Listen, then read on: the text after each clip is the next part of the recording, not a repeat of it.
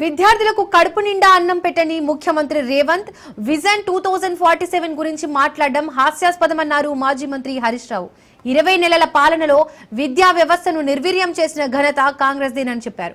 మధ్యాహ్న భోజనం కూడా అందించలేని దుస్థితి కాంగ్రెస్దే అన్నారు. 3 నెలలుగా భజన బిల్లులు చెల్లించడం లేదన్న హరీష్ విద్యార్థులకు నాణ్యమైన భోజనం అందక పస్తులుండాల్సిన పరిస్థితులు ఉందన్నారు. గొడ్డు కారం నీళ్ల సాంబారే భావి భారత పౌరులకు భోజనమైందని తనిఖీలు చేయవలసిన అధికారులు చోద్యం చూస్తున్నారన్నారు. రాష్ట్ర వ్యాప్తంగా ఇదే దుస్థితి ఉందంటూ మండిపడ్డారు.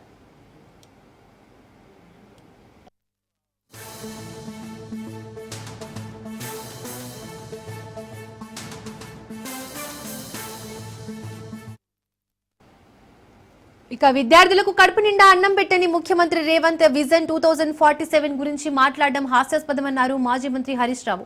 20 నెలల పాలనలో విద్యా వ్యవస్థను నిర్వీర్యం చేసిన ఘనత కాంగ్రెస్దేనని చెప్పారు. మధ్యాహ్న భోజనం కూడా అందించలేని దుస్థితి కాంగ్రెస్ది అన్నారు.